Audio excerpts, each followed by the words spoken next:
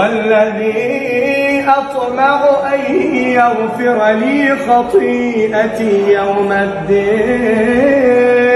رب هب لي حكما وألحقني بالصالحين واجعل لي لسان صدق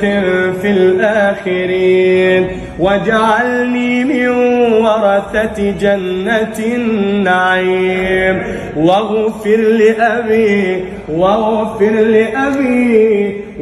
لأبي إنه كان من الضالين